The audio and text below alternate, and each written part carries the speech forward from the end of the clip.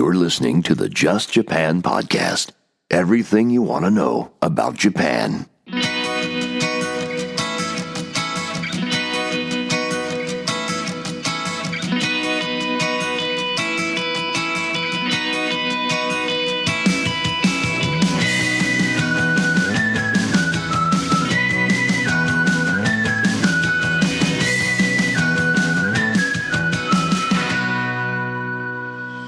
Good morning, good afternoon, good evening, good day to you all. It is me, Kevin O'Shea, and I'm back with episode number 226 of the Just Japan podcast. Everything you want to know about Japan.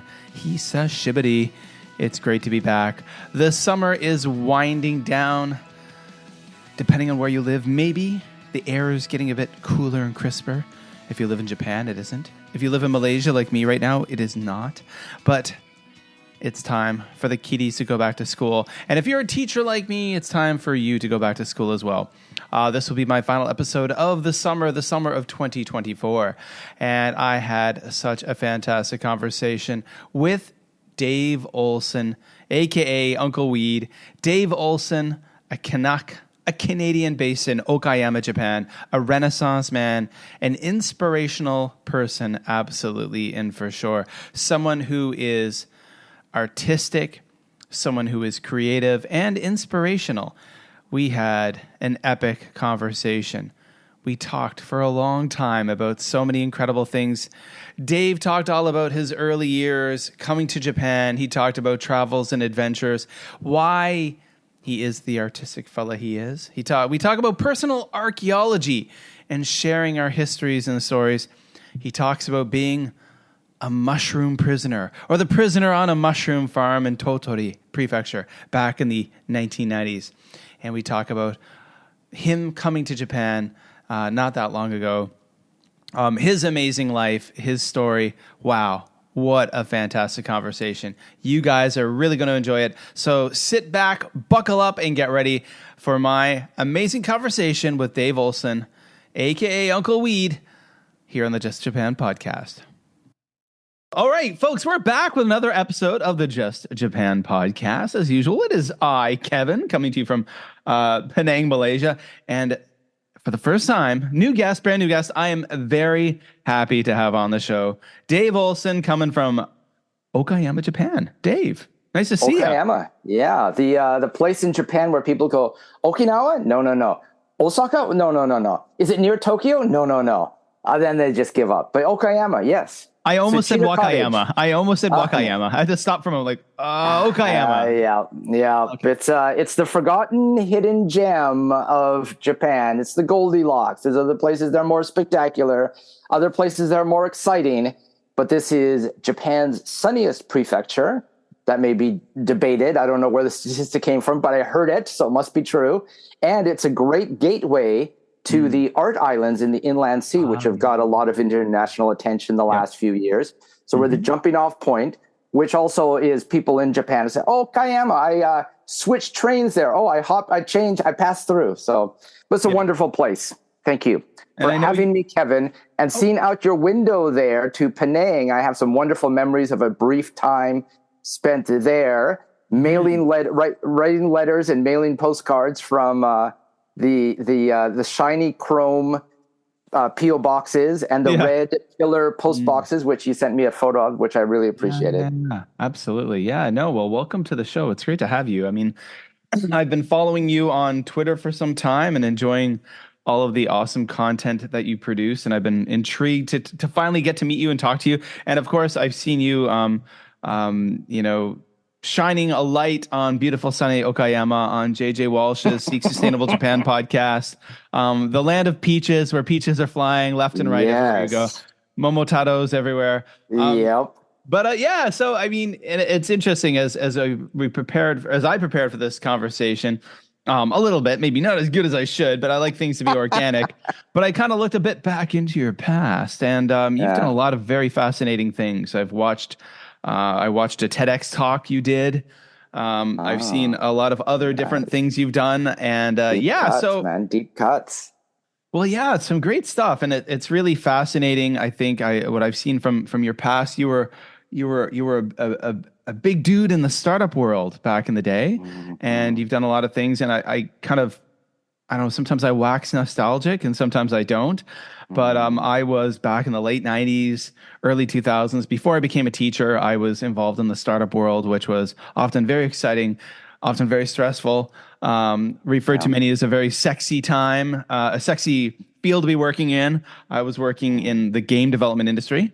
And it was a lot of fun. But, like, let's find out a bit about you. For the listeners, for me, we're all learning together here. So, one of the things we're all learning together. We're all learning together. Love One it. of the things I picked up from a TED talk that you did was that, or a TEDx talk, you had quite an adventurous youth, a heck of a lot more than I did. So let's talk about, like, now you're in Japan. So maybe we'll backtrack and just tell us a little bit about who you are. Oh gosh. Well, I got to keep this somewhat condensed, or else this will turn into War and Peace plus Ulysses plus the collected speeches of Winston Churchill, although without the significant achievements. I kind of stumbled into a lot of strange adventures just by saying yes and buying one-way tickets in my life. And it started when I was 10 days old. I was born in Saskatoon, Saskatchewan. I've never returned there, but I've spent my whole life writing that on visas and immigration and forms, which it never fits. You can imagine fitting that on Japanese paperwork. But 10 days old, I was bundled up on a 707 heading west to Calgary, Vancouver, and then down to Eugene, Oregon, where my dad was getting a doctorate degree. Okay. Foreshadowing, years later, I saw my first Grateful Dead show at that same place in Eugene. Then before you knew it, I was off to Lansing, Michigan, and then Vancouver, where I spent a lot of my childhood. And during that time, where I lived in the south suburbs of Vancouver, I was always into making projects. From what I can remember, I wanted to document, I wanted to create things. So some of your older listeners will recall mimeograph ditto machines with that distinctive smell. Oh, I was just right away. You said that I thought of the smell, and I thought of primary school. I remember in primary school, we got all of our worksheets made with those, and we would all. And it was like early desktop DIY publishing, and I was fascinated by this. So I started making my own community. This was like 1978, 79, talking about topics like the Canucks hockey team. I'm a big ice hockey fan, flying to Sweden to recruit players. And I love to joke that will never work out, which some of your astute listeners will understand that it did work out quite well. And also doing instructables about how to make your own box for looking at the eclipse of the sun. And I would take these around the neighborhood and people go, oh, what a precocious, strange little boy with his bifocal glasses. And I thought it was awesome. And I still do. And I still have copies of that, which we'll get into later on. And then that quickly grew into making the most elaborate science fair projects at school. I was never the toughest kid because, in fact, I was the smallest kid sitting in the front row with the ladies in the school picture. Awesome. But I loved making projects. So I made a scale model of King Tut's tomb, backlit with all the treasures in there, and then rolled into school in the south suburbs of Vancouver in a loincloth and a crown and dressed as the young boy King Tut in character, naturally. So I kind of continue that on for years, also at the same time keeping myself busy in Cub Scouts and Boy Scouts and whatnot. So doing so much camping, which is just a constant memory of rainy tents. Yeah, and this is before Gore-Tex, my friends. This is like, oh, it's going to be cold. Wear 2 pairs of jeans and your Army surplus long johns. That sounds like when I was in Cubs and Scouts. Yep. And then as I got 13, I realized, well, I'm really ready for something else. I quickly discovered girls, punk rock, and literature, and I wanted more of all of this. So I joined, kind of like you did with a drum corps. I joined a marching drum and bugle corps. Okay. The reasons for it, mostly because I had some friends in there, and they did these epic summer tours.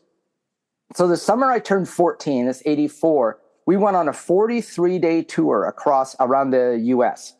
And this is 70 kids from 13 to 17. You can imagine it was complete bad news bears. Yeah. You learned a lot on that trip. We were in a couple of old repurposed Greyhound Vista Cruiser buses, and we went all through, up and down California, which was a huge deal for me growing up in Vancouver. At the time, it wasn't near as hip and shiny as it later became. Mm-hmm. And I wanted to oh my gosh, I've spent all my money the first week on records and skateboards.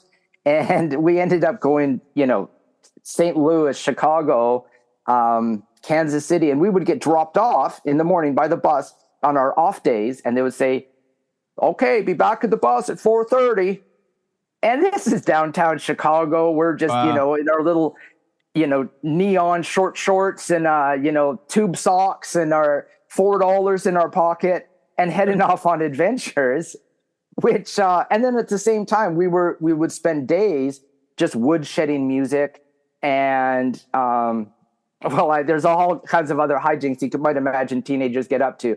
But it gave me a chance to see so many places of the world and also put myself in situations that later would serve me solo traveling around the world, just how to use your wits, street smarts, I guess, to sum it up. Yeah. So later,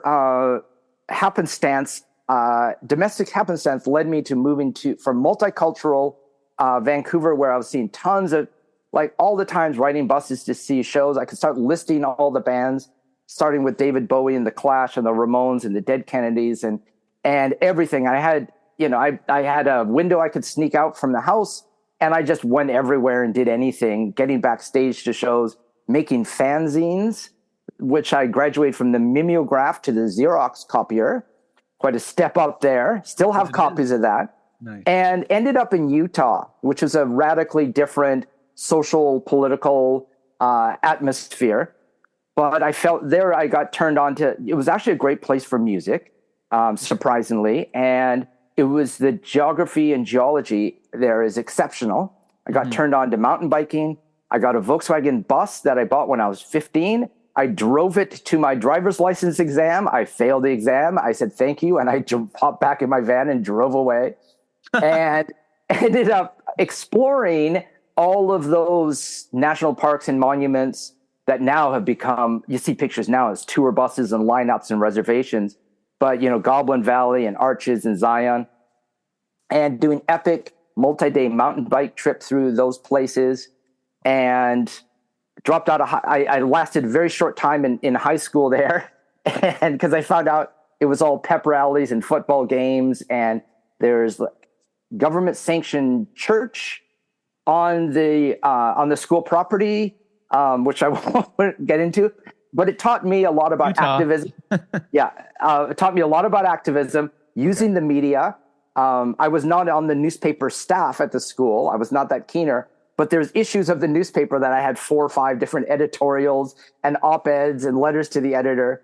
I ended up at a community college, which was a fantastic experience because it had students of all different ages, from 17-year-old high school dropouts with like me, to people who'd just been laid off by the giant steel mill and going to be retrained, and other ones who'd come to go to the big university there, Brigham Young University, but needed to boost up their GPA or whatever. So this whole weird hodgepodge where, again, I learned how to make the system work for me, which is we started a club called the Long Hairs Club.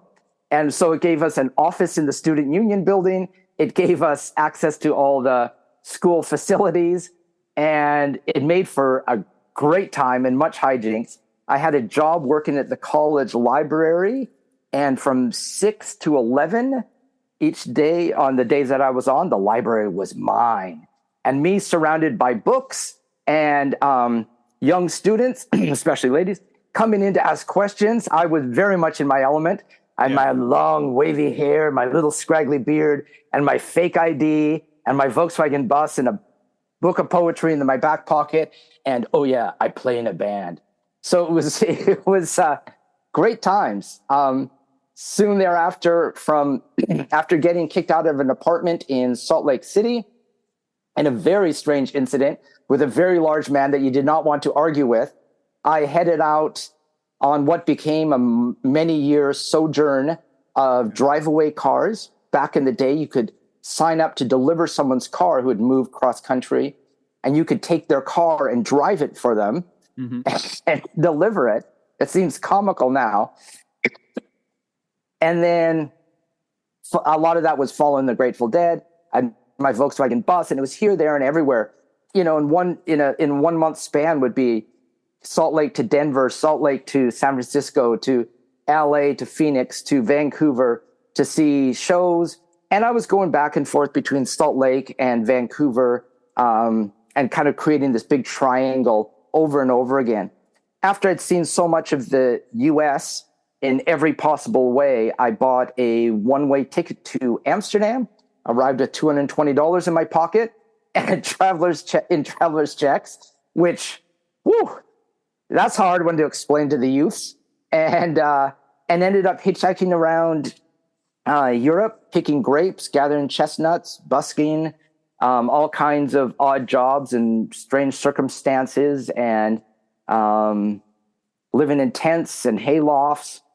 And soon thereafter, it dovetails into my Japan story, but I'll save that and pause to see if you have any follow-up questions on this.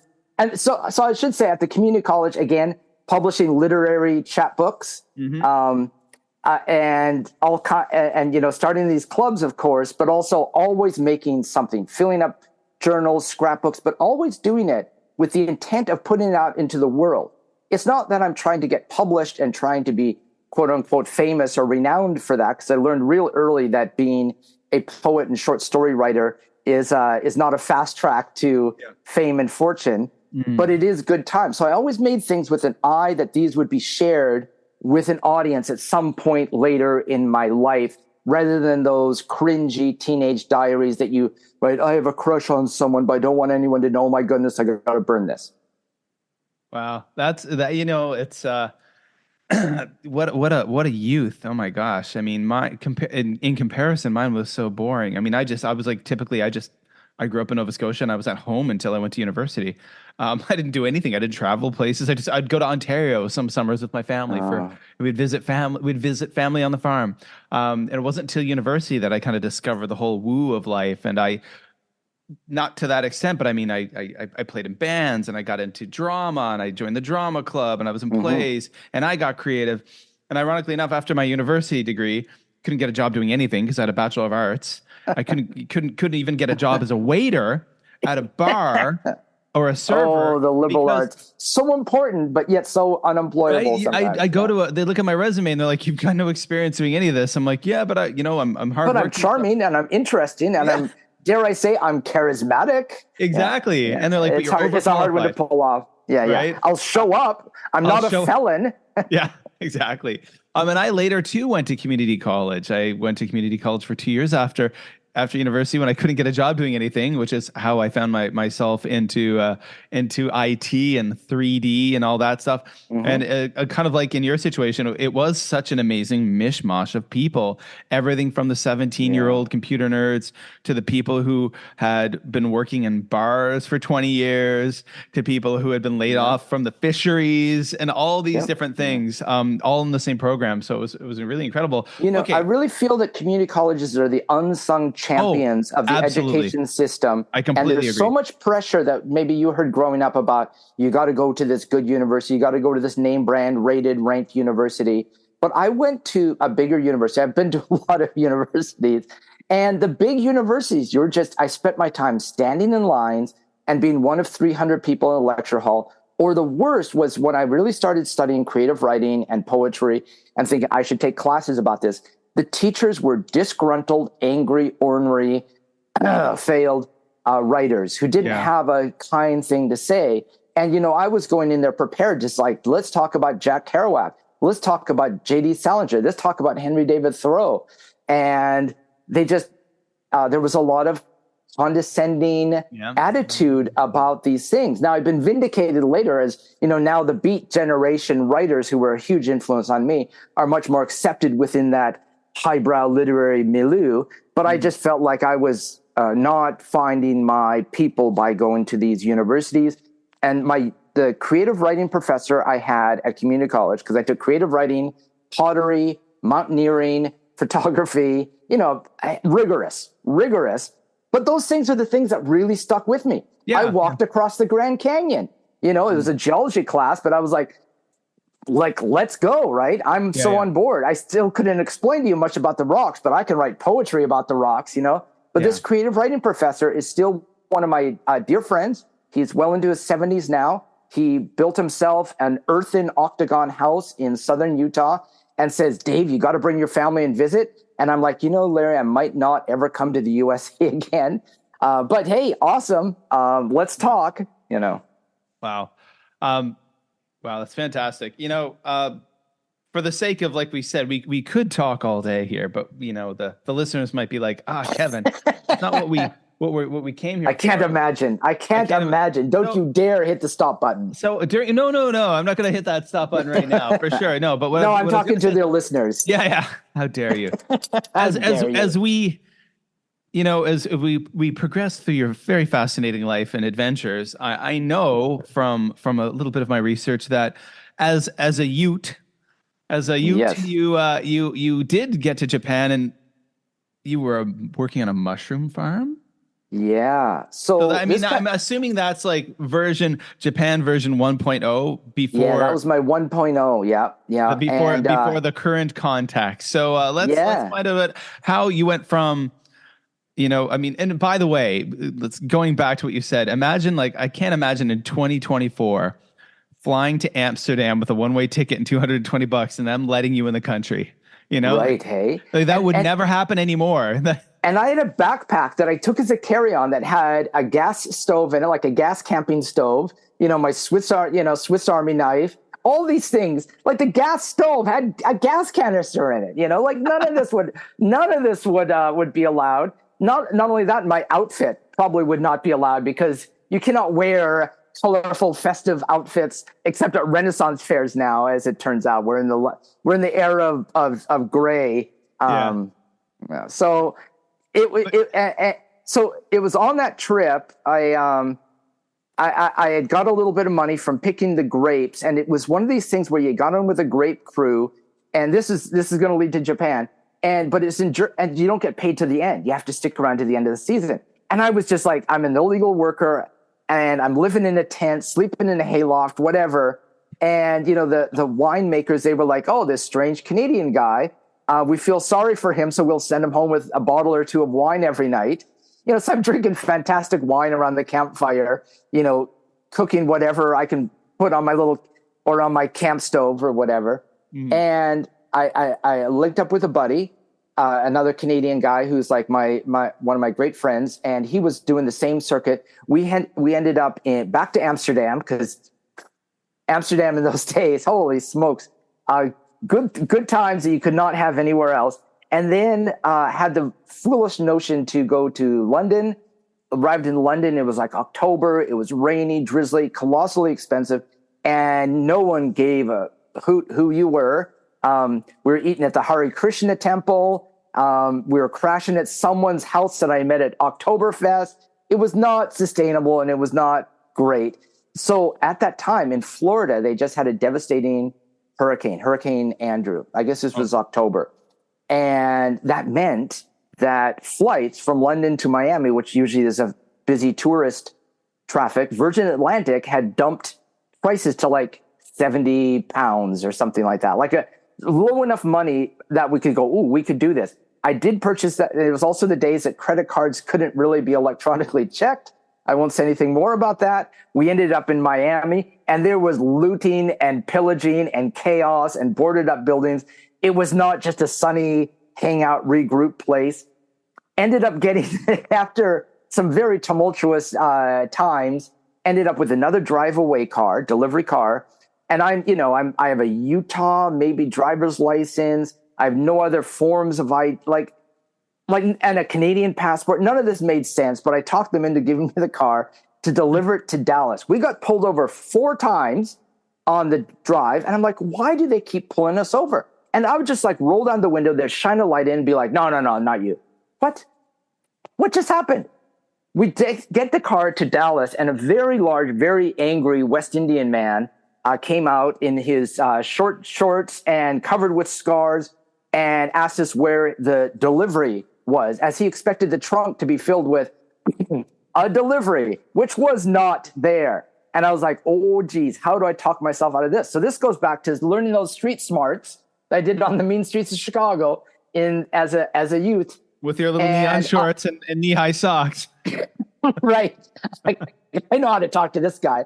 And I used all the powers of persuasion because I had to get the deposit back for the car and also explain to him, no, your delivery is not there. So on that drive in New Orleans, I called my mom and say, hey, Mom, remember me, your second son? I am back in North America. Oh, son, that's so great. How was Europe? Did you see Notre Dame or whatever, right?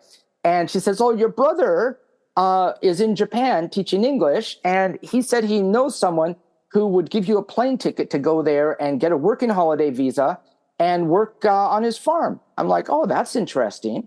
How bad could that be? And it's a working holiday visa. I looked into the working holiday visa once I was back somewhere.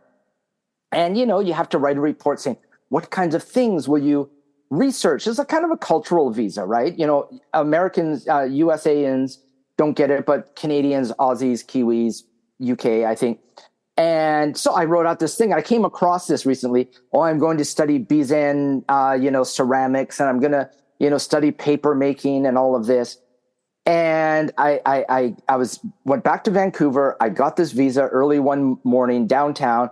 And so from Europe to Florida to Dallas to Salt Lake to Vancouver all happened within 2 weeks. And I was on a plane to Japan. I knew nothing about Japan. I knew nothing about the area I was going to, except it was called Tottori. And I arrived in Nagoya and got on a train to Kyoto, which was really the only time I rode one of these fancy trains in Japan. And then a bus, I had a little note saying, please tell me when we're at Mochigase. And I'm on this bus forever. And finally, late into the evening, the bus driver wakes me up. I have all my duffel bags because I brought, books, and I was going to, I went through all like the classics that have slipped through, all the Moby Dicks of my literary canon. Mm-hmm. And I get off the bus. There's a green phone about 100 meters down the road, the payphone, a closed down gas station, and snow up to my, like deep snow. Wazoo, up to the wazoo, I think. Up to the wazoo. There's the term. And I'm just like, what the heck did I get myself into? And I have my colorful hippie Guatemalan sweater and my little woolen tam o' shanter and my quirky, hippie gear. And I'm just like, what the heck? The boss's wife comes down and my brother had met these people because the wife of the mushroom farmer was American. And I thought, okay, I'll have someone there to help me get settled. She picked me up, drove me up to the farm. I slept one night in their tatami room. The next day, you're to work the next day. And my dreams of fun Japanese young people doing great cultural things, because this was the end of the bubble, but they didn't realize it was the end of the bubble yet. But I'm way up there. Like, you take the least populated prefecture in Japan and you go out to the outskirts of that. And then you drive 40 minutes up a mountain canyon in a little K-truck. So I'm driving a K-truck. My first time driving on the wrong side of the road, opposite side of the road. I'm mixing up the windshield wipers and the blinkers. I'm shifting with my left hand. It's 7:30 in the morning. I don't do anything at 7:30 in the morning except maybe crash out after a night out. Yeah. And I'm in this big warehouse moving these enokitake. So enokitake are those tall, skinny, white mushrooms, which I always had to explain. No, I'm not growing psychedelic mushrooms. These are used in soups and salads. And I was expected to be the tall, tough guy doing the grunt work. And I am not a tall nor tough guy. And I'm moving these giant racks of mushrooms on casters from one room to another, putting them into different machines and operating this machine 300 times, and then filling up this with sawdust into the sterilizer and then mixing it with rice bran. And I'm just like, oh my gosh, I am a legendary revolution maker. And I'm supposed to be here in Japan finding, starting doing awesomeness. And this is not awesome. But I can do all kinds of weird jobs, and I've done all kinds of weird jobs, except that the boss's wife left 3 days later to Nebraska, never to be seen again. And the boss was a furious, angry man. Which is why she left. Which is why she left in Nebraska. I'm not going to speculate, but yes. And he had gone, as I learned, to be a farm foreign exchange student in Coeur d'Alene, Idaho, not renowned for his acceptance of international people, in the 70s. And so he knew all of the swears. And he let me know he knew all of the swears. And that's all that came from his mouth to me. And I was never working hard enough or fast enough. And I was like, come on, dude, the money, I thought at the time, looking at the money, oh, this will be great, a couple $1,000 a month, because I'm a Canadian hippie. And it turns out I'm living in this mansion. You'll be living in a mansion. A mansion does not mean a mansion, an opulent home. It means the crappy end of the line workers' quarters in Japan. It was right next to a cement making factory. Wow. And it was housing for the cement making factory workers. And I'm in this dingy, lousy place, paying half my paycheck for this dingy, lousy place. I'm going to the grocery store. I have no idea what anything is. I'm not getting a chance to interact with humans besides the two old ladies who packaged the mushrooms and the jerk boss. And it turned into working 6.5 days a week all the time. There was no holiday in this working holiday. So my dream of saving some money, I'll get a motorcycle, I'll ride to Hokkaido, I'll take a ferry to Mongolia and Russia, and I'll end up, in Tibet. And, I was going to go everywhere and do everything. Instead, I was sequestered in this little mountain hamlet. I finally, one day, I met some jet sensei in some other neighboring towns. Mm-hmm. Because the only other foreigners around were jet senseis and missionaries. And jet senseis are an interesting breed because they flock together and complain how hard their life is. And I'm like, you do not understand. They're like, they don't even let us teach. And, my house is I'm like, oh. But I met some lovely folks, and they lent me a bicycle. I put the bicycle in the K-truck, drove up one day, and I said, I quit your job. And he says, I have your passport. I sponsored your visa. You don't have a home plane ticket. You don't speak the language. You're doomed. You have to stay here. And I went, I'm doing the double flip off here. I rode that bicycle 23 kilometers in my rubber work boots and my overalls down to this friend's house. Dropped off the bike. The tears are going, oh my gosh, I'm really in for it, And I wanted to see Japan. I had seen almost nothing. And I dropped off the bicycle and I hitchhiked to Okayama, to the home of a friend that I had met again through my brother. He had come on his honeymoon to Salt Lake City when I lived there, visited my apartment. I had a Volkswagen bus and a band, and there's, hippie girls hanging around. And this guy was, on his honeymoon, just thought, wow, this guy's, and we stayed in, we sort of stayed in touch as much as you could in the early 90s. And I called him from a green pay phone and said, "Aitai kudasai." And at the time he had a dairy farm, and I hitchhiked to his place in Okayama, and I spent a few days there fixing up my backpack, and I was determined to go see Japan. So I headed off hitchhiking, took the ferry to Shikoku, I didn't even know about the Ohendo Sandori, the Pilgrim's Path, but I saw a lot of it. It was a great place for hitchhiking. I was just like, wow, this is awesome. There's little towns on Shikoku that look like leftover from California in the 60s, surf shops, little shacks. I loved it. And then I ended up all the way up in Nagano, where I fell into a community of Japanese, I'm just going to say it again, hippies, who were doing what now has become very popular with acquiring akiya, abandoned houses. So we're in 92, 93 here. So they were people who would, come across these small mountain hamlets that had been completely depopulated, from leftover from the war, never came back, just Obachan left there. They get moved to cities, and there was counterculture. There was music festivals, teepees and drum circles, and everything that comes with that. And I was just like, oh, wow, this is awesome. I want to do this all the time. This is great. but my visa was running out, and the cheapest place to fly to from Japan to go on a visa run, because I thought I would go and come back, was Korea. And I said, you know what I could do is I could go to Guam, the U.S. territory, U.S. colony of Guam. At the time, there was a dozen at least flights per day from Japan, because this is like discount Hawaii. And so popular those days, yeah. It was super popular. I went to Guam expecting to be there for, a week or so, and I realized I could easily get a job there. I cut my hair and shaved my beard, and because I wasn't a felon, and I spoke some marginal Japanese at the time, I got a job first as a submarine tour guide on a submarine. Okay. As one does. So, totally normal behavior.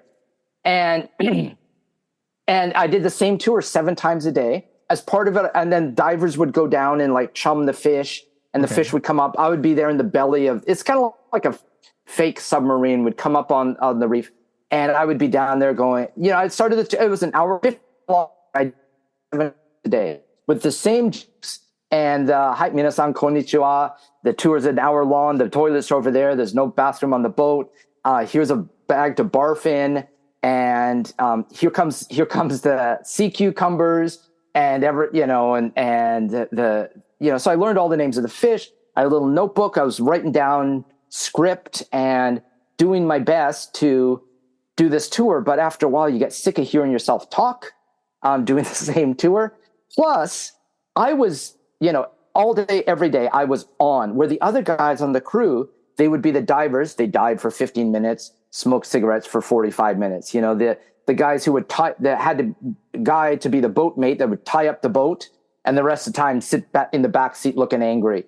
I had the roughest job of the thing, and I was just like, this kind of sucks. So I switched jobs to a private beach club. Okay. Which on paper sounds spectacular. So this was landlocked. So Guam is an island maybe 40 kilometers by 20 kilometers, but has at least 6 major U.S. military installations on it, including Anderson Air Force Base. And we had permission to bring busloads of tourists, from 90% from Japan, but then increasingly from Korea and some from China, through Anderson Air Force Base to this landlocked piece of pristine, spectacular beach called Star Sand Beach. And there, my job was to welcome all the Japanese people, show them horse ridings over there. The four-wheelers are over there, snorkeling tours at 10 and 3. And after seeing Japanese people in Japan, serious, controlled, except at Bodankai, but, they're not generally expressive. They come to Guam and, woo, party time. And I saw a whole other side of Japanese people, what Japanese people are like letting loose. And my job was to help them let loose. We would have camping groups that would come over and stay over. And I would be like, I was a Cub Scout. I camped for free, and you're paying me to camp in these awesome canvas tents. I'm sleeping in a hammock. I'm eating my weight in sashimi. I'm doing fire juggling. And it was hilarious. The other, and it was all in Japanese, so it was a crash course in stepping up my Japanese. Yeah. All the other guys who did my job, they were there mostly to make dates for that evening, which they did very successfully from my observations. And they were all double culture kids, right? So in most cases, it was a U.S. military dad who had disappeared and raised by a Japanese mom. And doing that job, and I'm Howley Dave, right? I was just Howley Dave is what everyone called me there. Okay. And I took it as a term of endearment, and it was only meant that way half the time. But during that time, Jerry Garcia died. Jerry Garcia, the guitar player, singer of the Grateful Dead.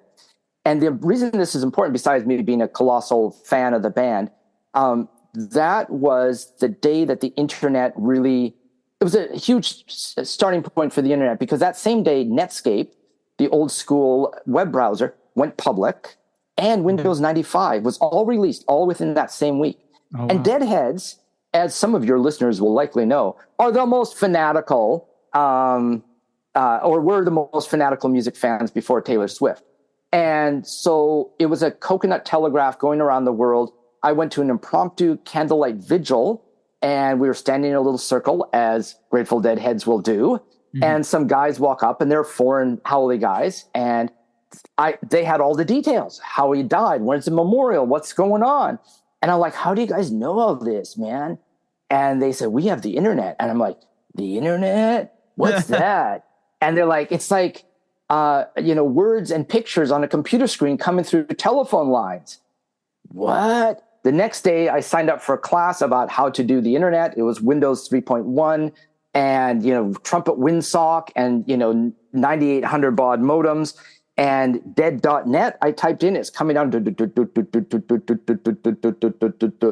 And then a brown tree snake built, then the whole power went off on island. They have a problem with brown tree snakes. And the whole power was off on island. But I had seen half of a web page, and I saw words and pictures on there.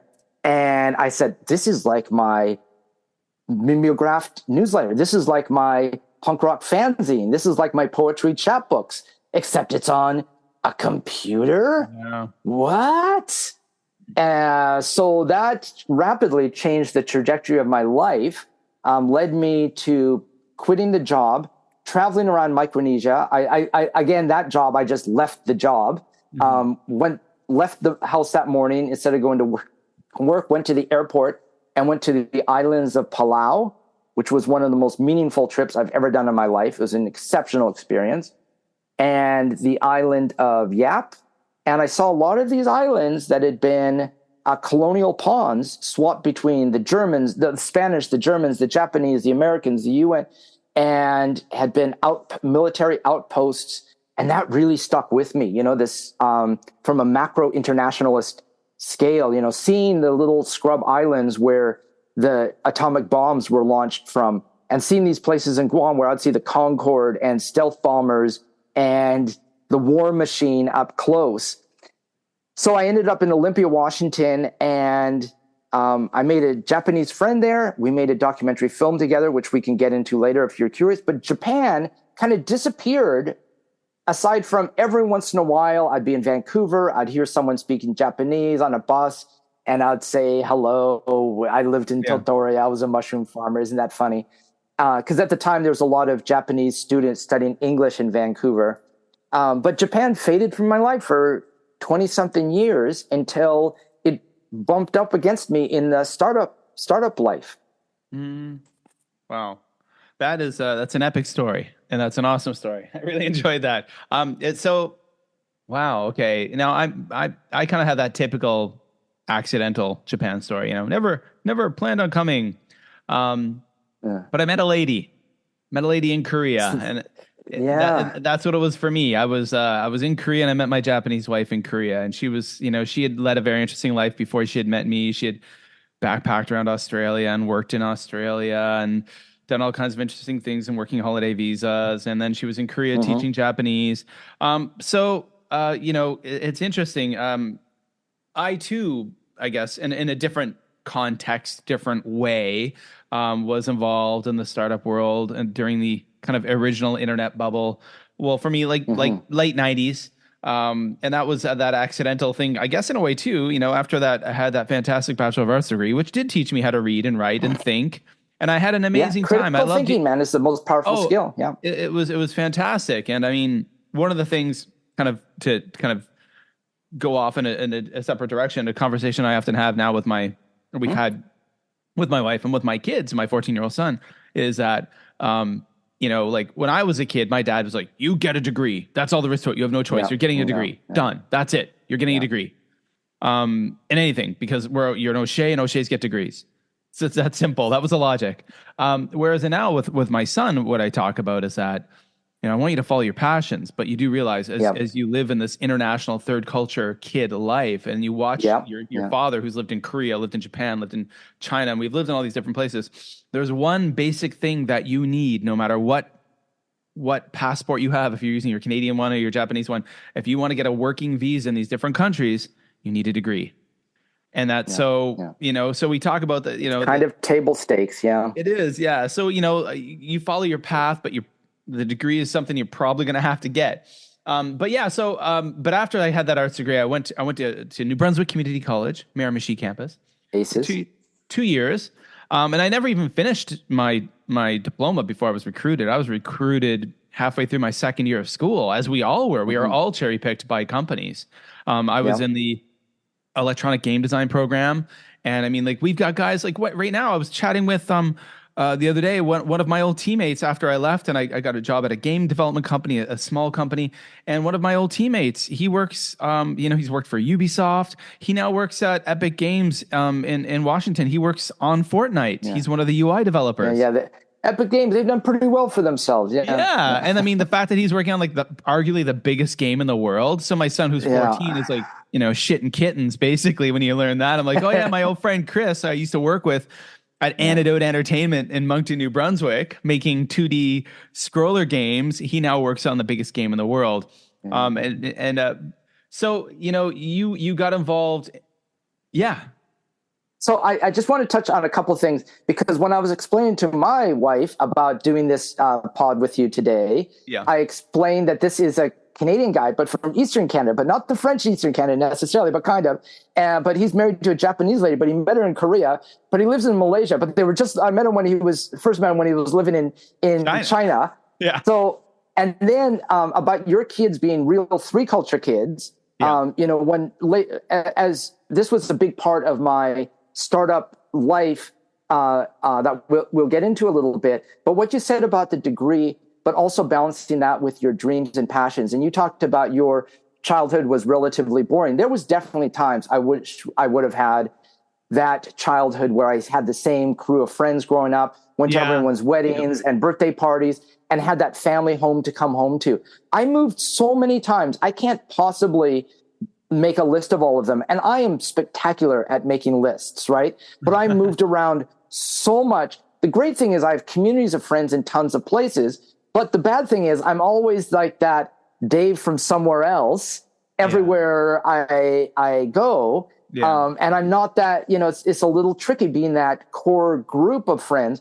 But the other thing that your son will learn besides following his passion and a degree is handy, but how to communicate and be a cultural chameleon to form community everywhere they go. Now, when I say I lived a lot of places growing up, people say, oh, you're military. I'm like, oh, heck no.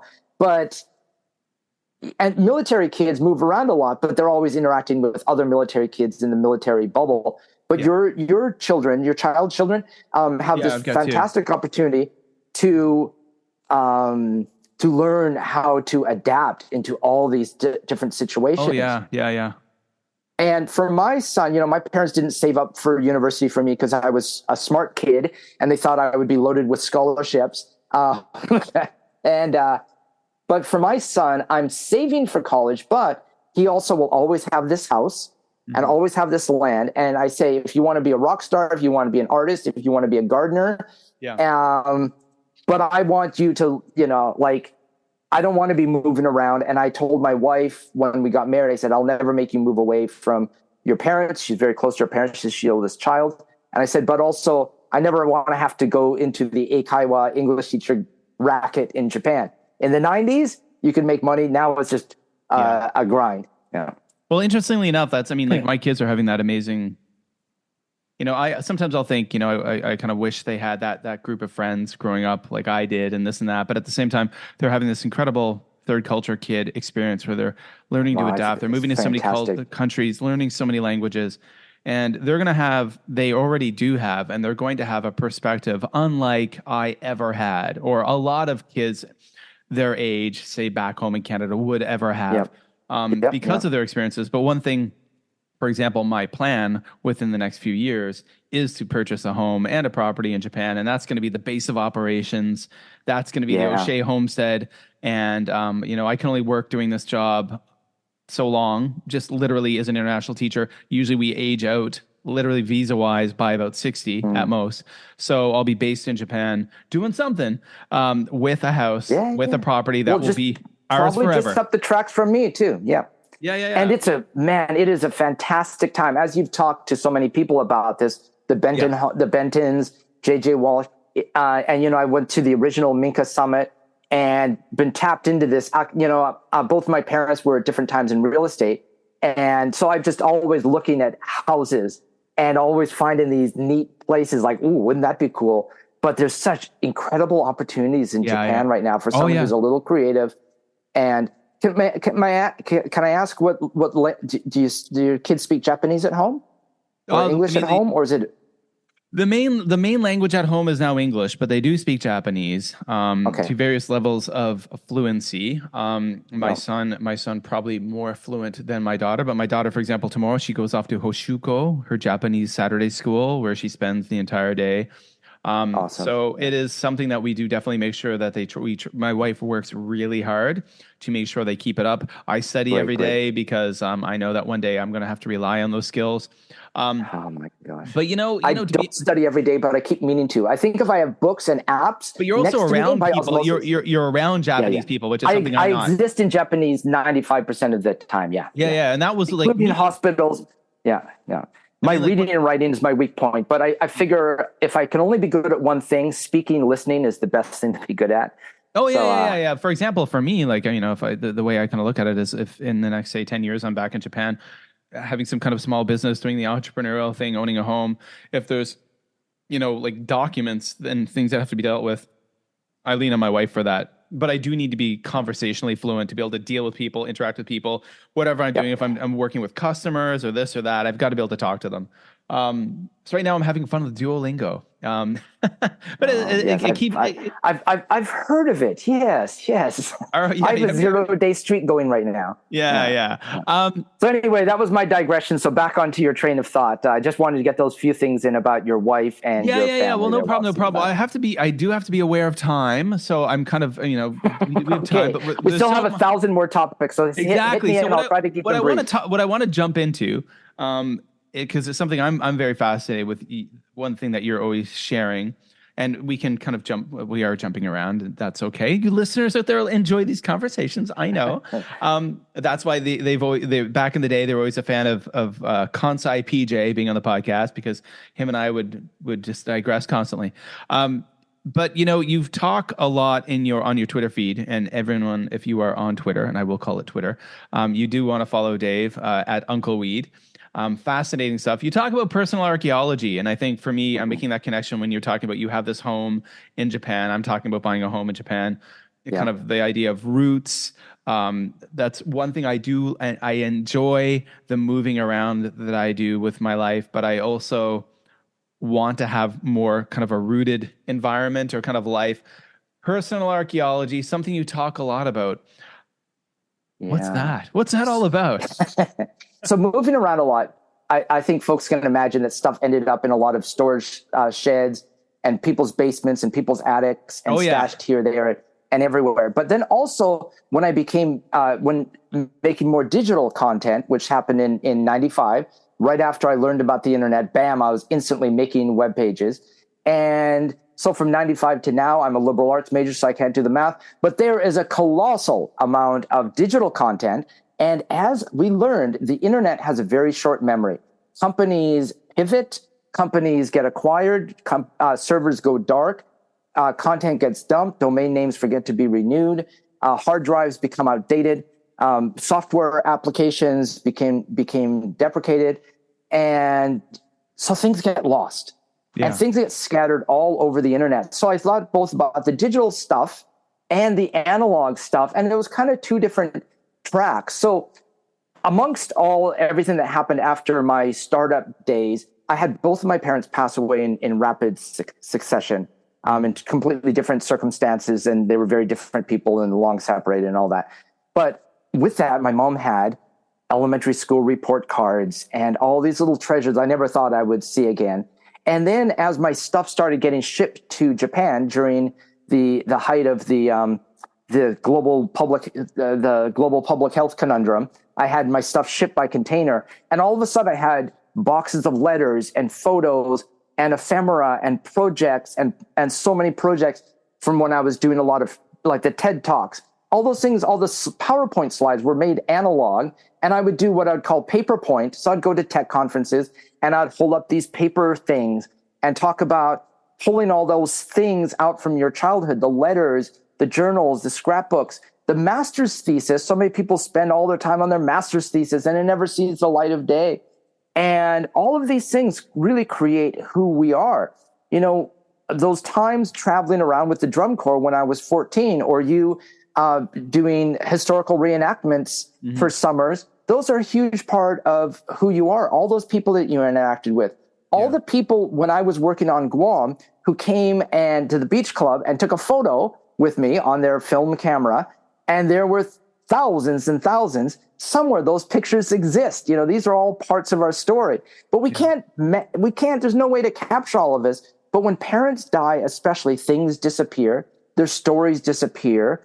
And with that, our stories disappear. So instead of spending my time binge watching some program on a streaming service, I spend my time sorganizing, TM, all these boxes of stuff and putting it into some sort of form that makes sense. And you start to connect the dots using your own human intelligence rather than artificial intelligence about how you came to be you.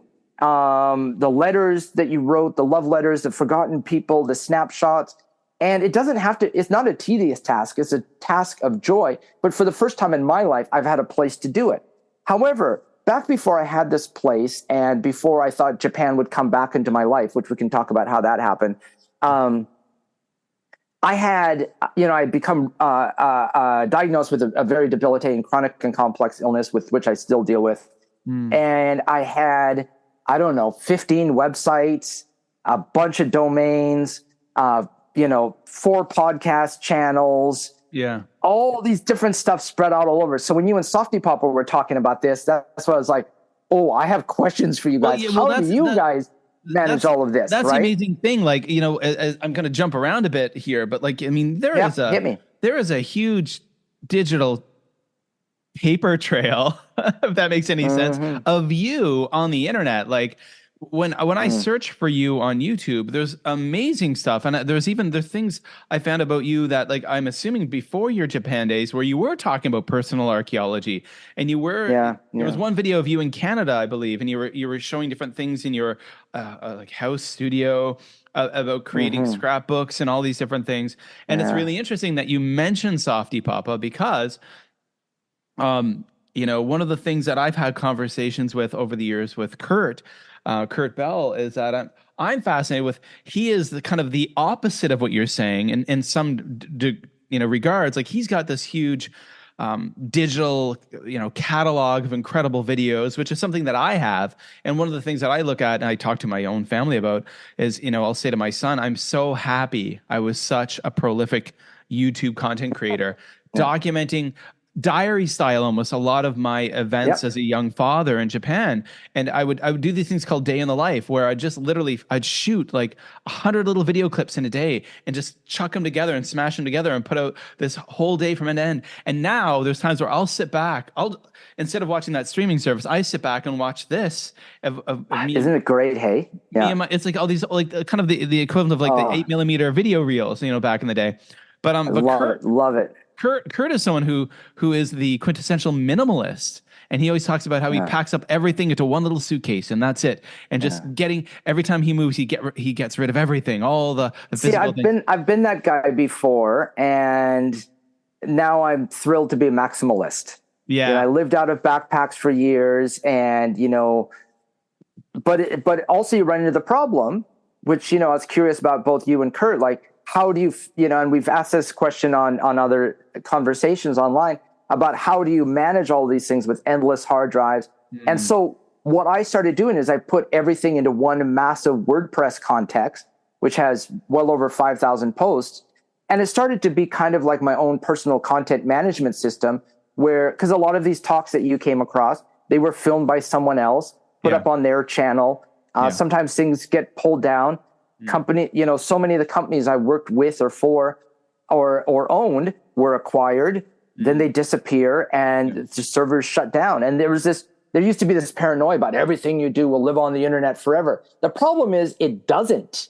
So I pull everything onto my own site, but then I've run into the problem where the site is so big, it's like an enterprise-sized site, and I have no interest in fiddling with code and kludging it all together. I just want to make the stories, and I have so much more to share, because every time I go into the Kura barn, I have a Kura barn. Kura is like an old, sturdily built storehouse on old Japan farm properties.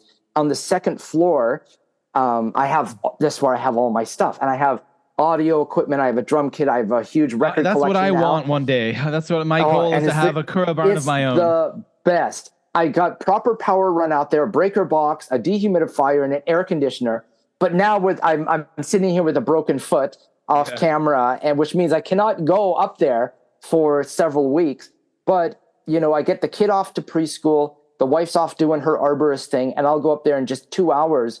I'll put on a couple of records. I'll film an ambient video of me sorting through postcards. And it's my own kind of Bob Ross time of, and every one of them is a little rabbit hole to memories and a little, all these trips that I've mentioned about, Europe and drive away cars. And that first, I came across my first paper working holiday visa that got stapled in my passport.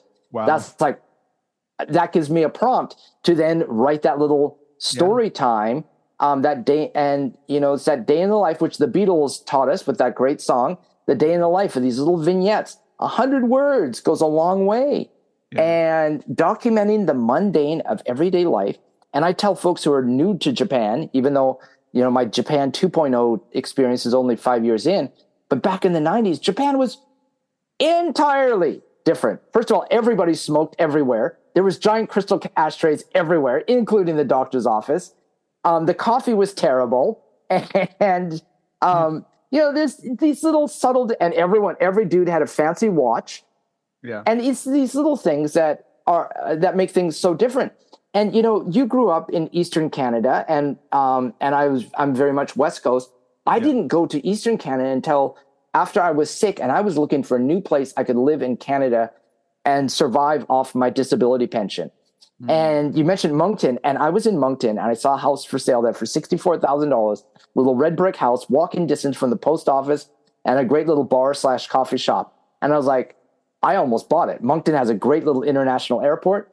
Yeah. But I never knew anything about Moncton because I didn't know any video makers who were doing a day in the life of what it's like to live in Moncton. Yeah. So now collectively, all these other people like you and I and all the other people out there creating things are fostering all these wonderful little gardens that is going to create a permanent record.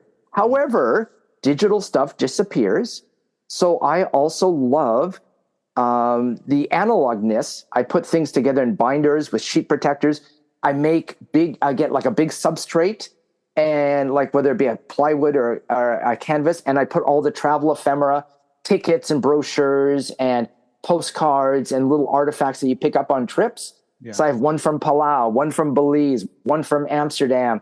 And these are precious things to me, and these will go, I hope, survive longer. I don't know whether the analog or the digital things will last longer, but I have a hunch of what will.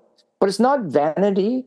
It's about sharing the importance of each of our unique experiences. Certainly your life experience is fantastically unique. And I love encouraging other people to do this because I'm genuinely more interested in their life than I am about what happened on whatever TV show is this. Well, that's kind of the whole thing where I, ironically enough, I have the .org purchased, and I've been sitting on it for years, and I can't link it to my dad's website. But I created when my dad passed away. My dad was a remarkable man who was very humble. So because of the fact that he was so humble, he didn't like spotlights shone on him when he was living, and he was a historian for the Canadian government, Parks Canada, his entire career. A very beloved local historian in our little hometown of Louisbourg, Nova Scotia, because in his passion, he would always say, I've got to capture the stories of people before the stories disappear. And he would remember him, he'd have these tape recorders, and he would always be going interviewing all the old timers in town just to get their stories about things.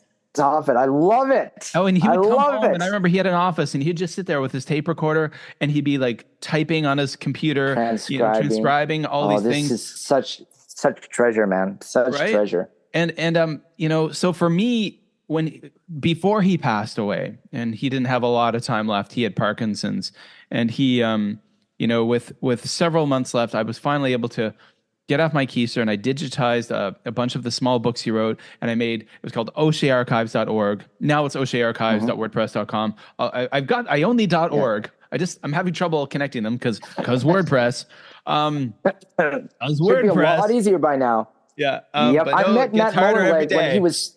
Yeah, I've met Matt Mullenweg when he was an 18-year-old, first pitching this idea at a conference. This little fresh-faced kid, and I bought in. And I'm a huge WordPress user, but man, I am having phenomenal WordPress fatigue. But that's another topic for another I think that was time. a topic that came up on Twitter a few weeks back. But I just want to raise a virtual toast to Papa O'Shea for doing that, because that kind of character and what your dad did to me is amongst the noblest of all human endeavors. Yeah.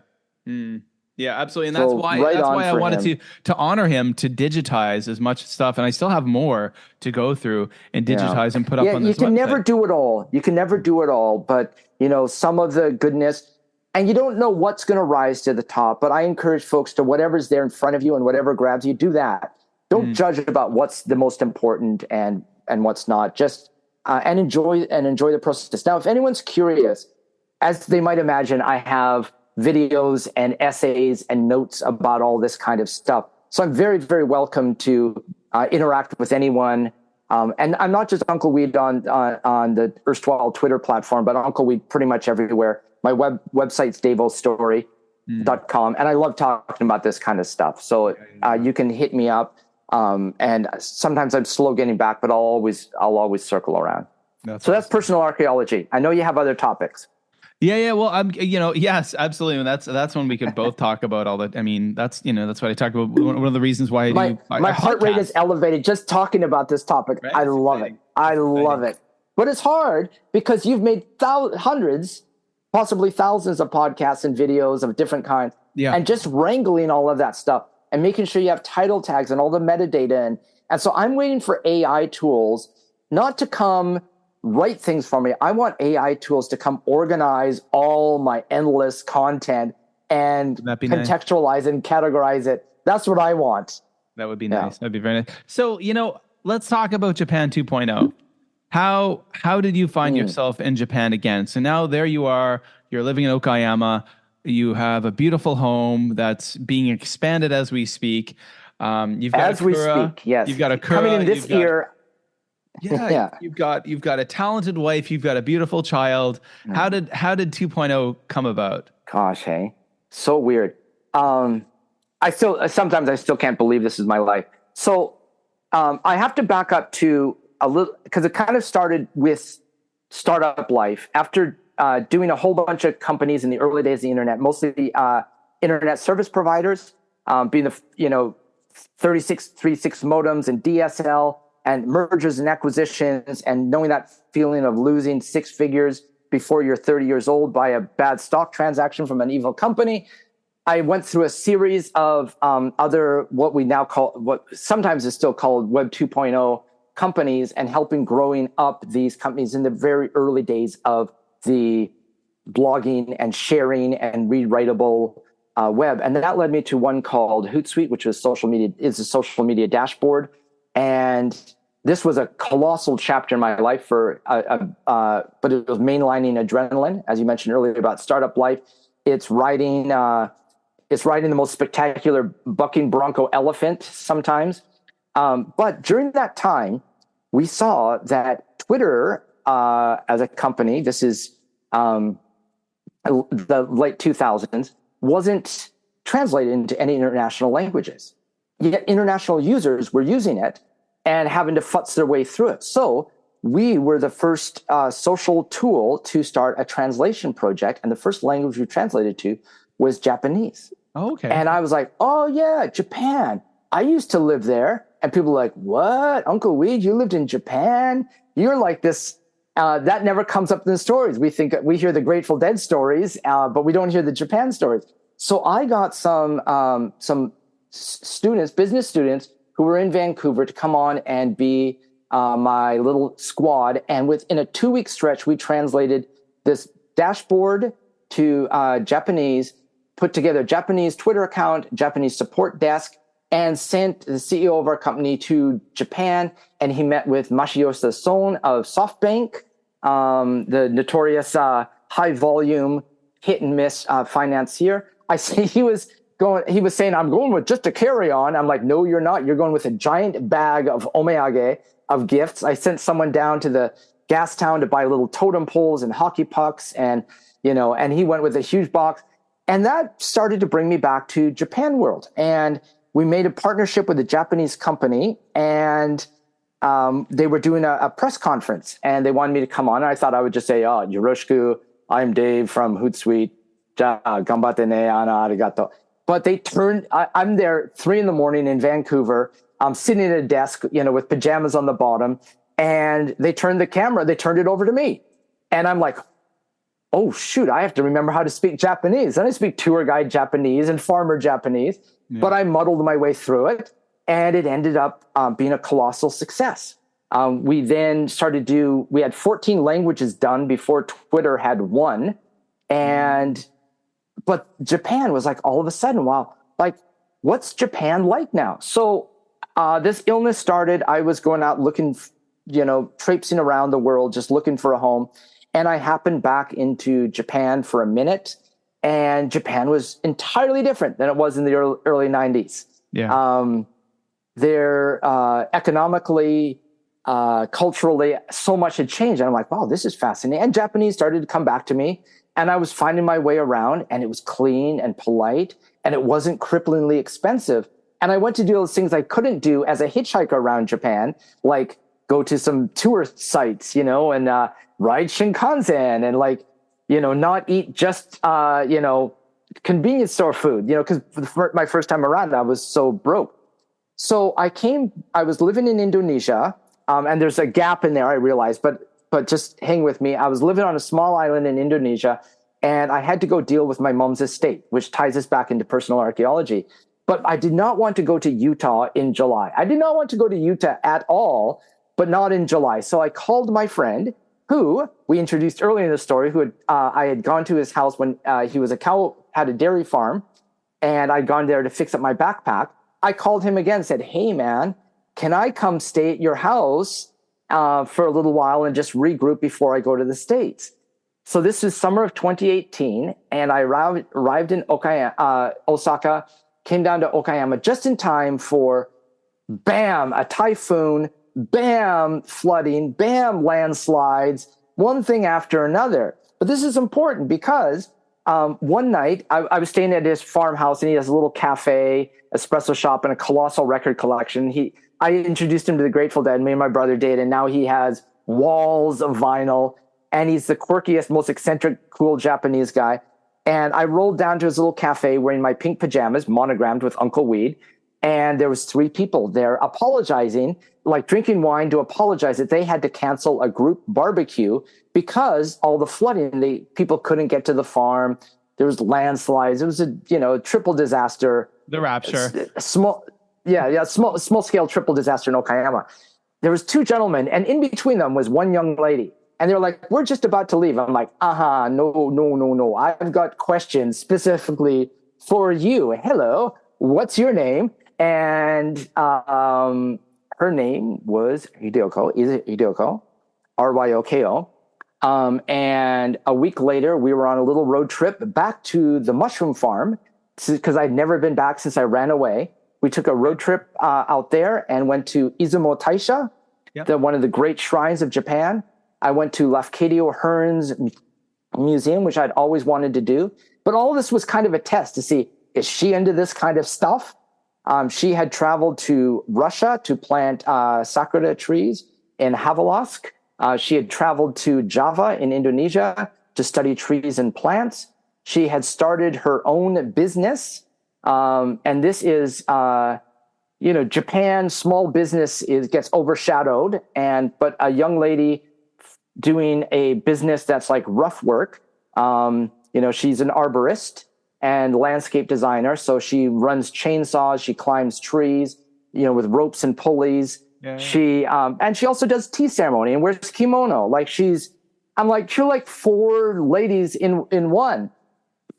And I was more than a little bit smitten. Izumo Taisha, I wrote on a little prayer tile, my intentions, which I'll keep private. And I headed off to Utah, to go through my mom's stuff, including my elementary school report cards and liquidating heaps amount of her stuff, which was incredibly challenging, as I think you have experience with. I also did not have a home, and she had every kitchen appliance organized. My mom was very organized, and all kinds of collections of stuff that I just couldn't take with. And so a lot of it went to dumpsters and secondhand stores. But every night I was talking to this young lady. And I went back to Indonesia. I said, why don't you come Christmas and spend Christmas and New Year's here? She came for 2 weeks. We quickly extended her ticket to several more weeks. And by the end of it, we said, we could get married soon or we could wait a year. I had met her parents before. I sent them a formal letter explaining who I was, what my situation is, because I ain't normal. I don't got a normal job. There ain't nothing normal about me except that I'm awesome. And by the end of it, we were hand making our wedding invitations.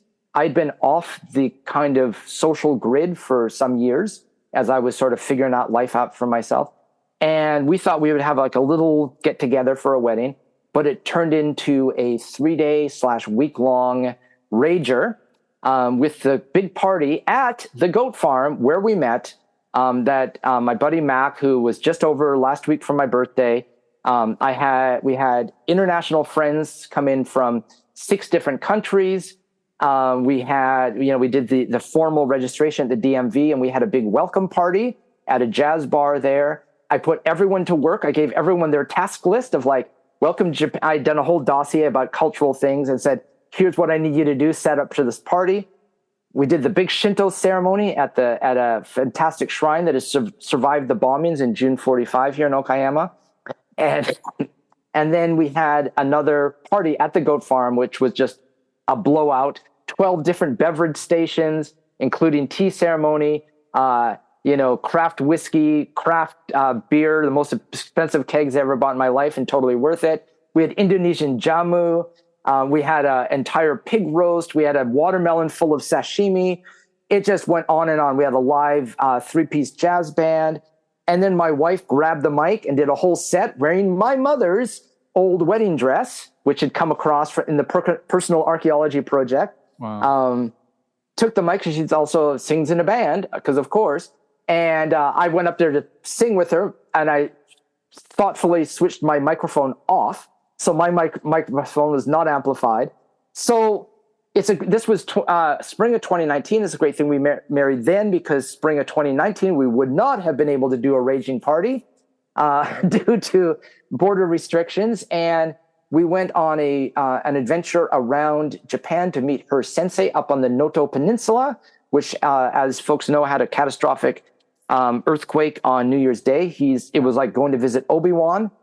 And back to Indonesia for a summer in Indonesia, and came back, and wouldn't you know it, there's a baby on the way. He was born in the midst of all the restrictions. So I dropped my wife off one night at the hospital. Good luck having a baby. For the first 6 days of his life, I was allowed to visit for 15 minutes a day. I'm like, well, this will be a good experience for if he's ever in jail. I had to sign in, temperature checks, do all the things, thumbprints, and get to hold my child. So this was just before my 50th birthday. So here I am, married to this remarkable woman. We live right next door to her in-laws, which at first was, I will admit, a little terrifying. I didn't know how they would accept me and all of that. And I also had schemes and dreams of acquiring some fantastic property of our own, but it's worked out great. The house we live in, her parents built, like they live in a big minka next to us. It's a Meiji era minka.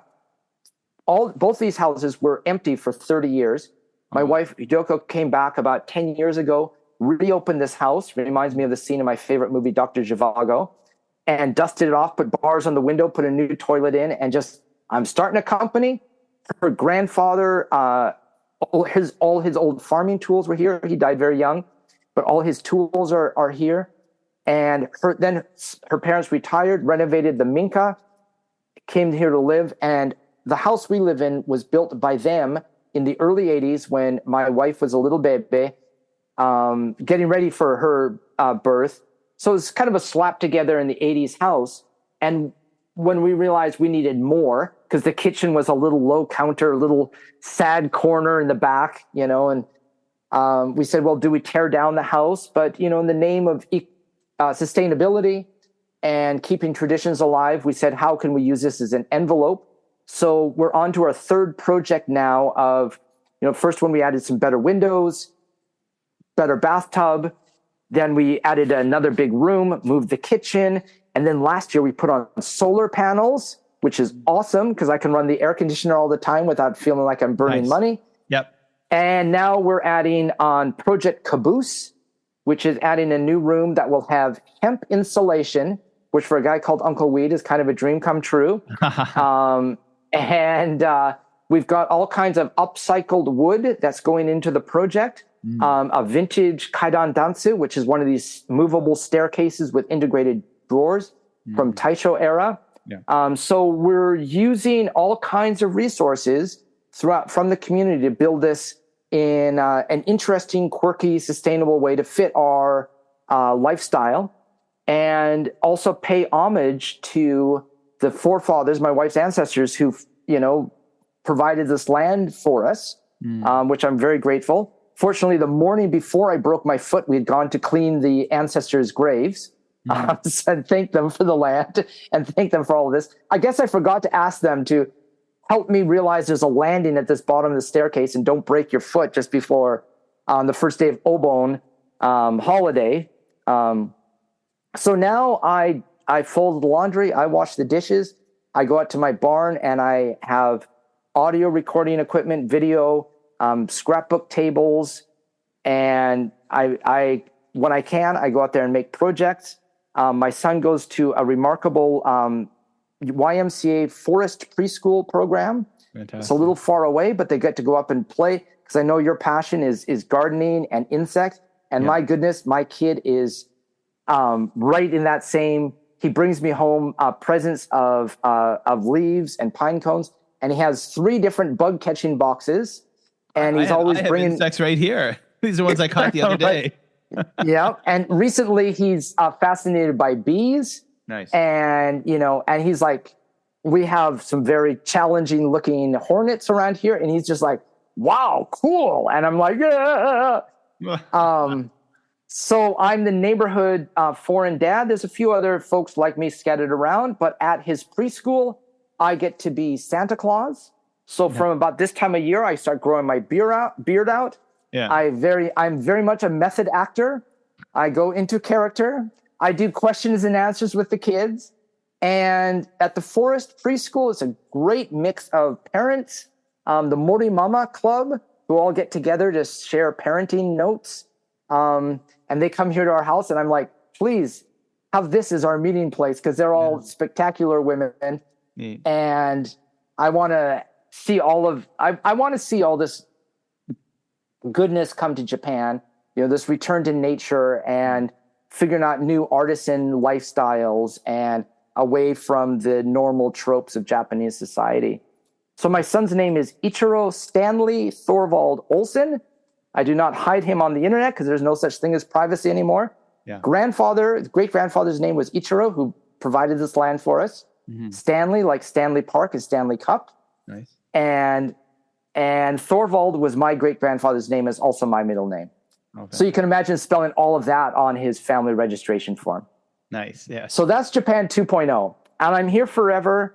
I'm an immigrant. I'm not an expat. I've paid my Canadian exit taxes, which is a whole other podcast, because the smart people go, hold on, early employee at a startup who hasn't gone public or been acquired, yet has a high valuation. I bet you there's something there.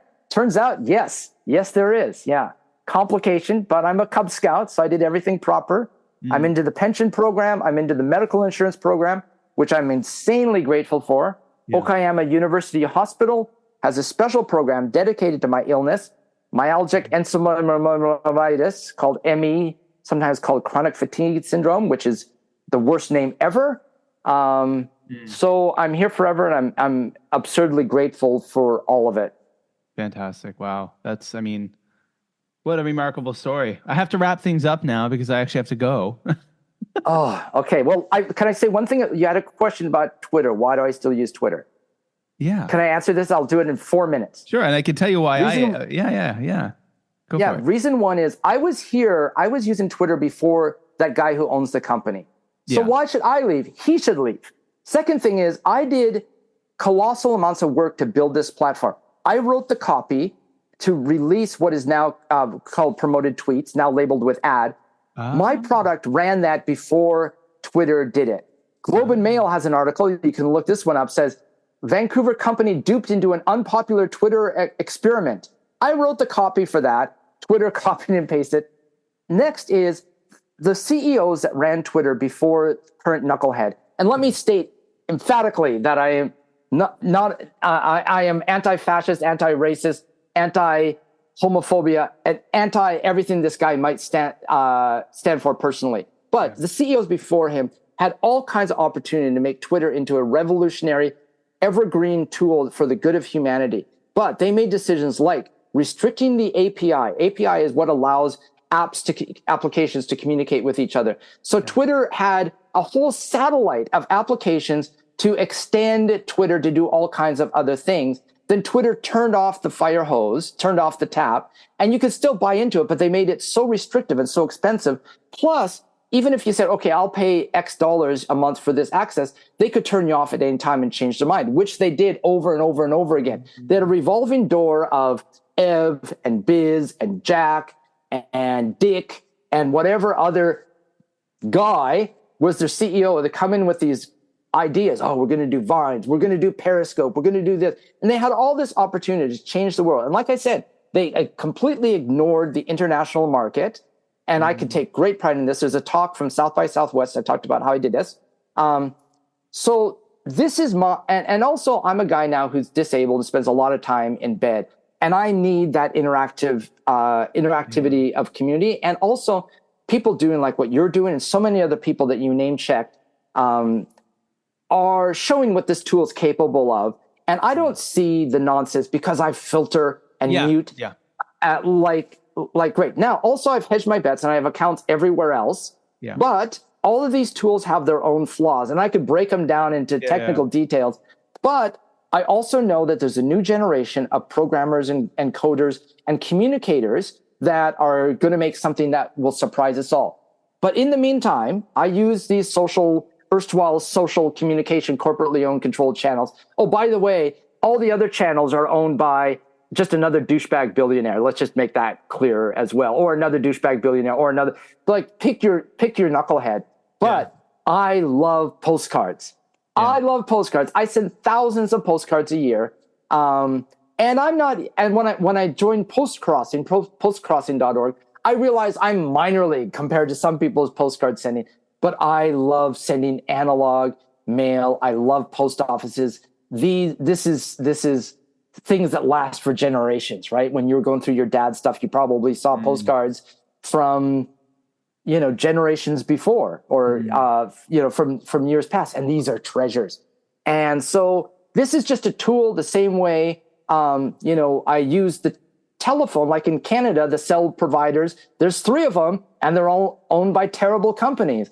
But you want to communicate, you need to sometimes collaborate with knuckleheads. I don't give Twitter any money. I no longer give Google any money for my colossal Google Drive thing. Because, again, knuckleheads ruining tools. I led the fight for I was writing the fight for net neutrality and open access and open source software. And I was a true believer in all of these things. And I waved the flag high and mighty. I organized conferences and camps and rallied the troops about all this stuff. But now I just want to fold laundry, get my kid off to preschool, and send out my little diary posts in some easy, functional way that also has translation baked in so I can meet awesome folks like you. That's my riff. Nice. Well, thank you. I was here before that guy. I was here before that guy when it was an SMS tool on a little not smartphone. Well, there is a, like we've talked about, there's a reason why I've stayed with Twitter as well. And it's because of the amazing people on it who I stay connected, who all, like, when I talked to Paprika Girl, even she mentioned she's still hanging on. Legend. Because there's still so many fantastic people on it. And I filter out all the crap, and I have a feed filled with awesome. So I enjoy opening up my Twitter and looking through it, because it definitely brings joy to me. But on that note, Dave, I have to say goodbye. Well, thank you for bringing the joy to me, man. I just got to say thank you for bringing the joy to me. Well, thank you it's fantastic to finally get to meet you. And let's not make this a tokidoki thing. Let's do it more often. Whether we're recording or just chatting, this is absolutely fantastic. But it's my last full day of holiday, or I guess weekday of holiday. I'll be back to school on Monday after summer holiday. So it's got to go and do some school shopping now. Good. Well, get yourself a good pencil case. Treat yourself. Treat yourself to a nice pencil case. I will. Really go all out for that. But I do encourage any of your listeners who are interested in personal archaeology or finding themselves stuck about what comes next for their creative writing or art making practice, hit me up. That's right. Absolutely. And where can people hit you up? What is the name of that website again? Is it daveostory.com? daveostory.com. DAVEO story.com. It's currently getting a little bit of reconfiguration and tidying up the back end due to WordPress from a lovely lady named Miss B in India. But yes, and on there it has a place that says everywhere and subscriptions, and you can find every possible way to contact me. My favorite way though is just use your favorite search engine, whatever it might be, and type in Dave Olson, Olson, postal address, and you'll find my postal address, and you can send me postcards, and then that you'll get the best response, and you'll get probably a custom-made postcard once I'm able to walk upstairs to get to the printer again. Fantastic. Well, awesome. It's been great to talk to you, and everyone listening, go over and follow Dave and see all the amazing things he's doing. Yeah, if you want. No big whoop. That was fantastic. First of all, Dave, thank you so much for coming on the podcast. It was fantastic to finally get to meet you, to talk to you, and I'm looking forward to many conversations in the future, ones that are recorded and ones that are not. That was great. And I know you guys probably enjoyed that as much as I did. Now, remember, if you want to go and see all of these amazing things that Dave is doing, go over to daveostory.com, DAVEOSTORY.com. And there you can find his YouTube and Twitter and Facebook and Instagram and everything else, all there. Links will be in the show notes. Wow, that was so cool. I was really excited to talk about that. I mean, everything from his life in startups, which is something maybe in a future episode we'll even dive deeper into, because I come from somewhat similar of a background. I was involved in the IT startup scene in the East Coast of Canada at the end of the internet bubble, and it was a very exciting time.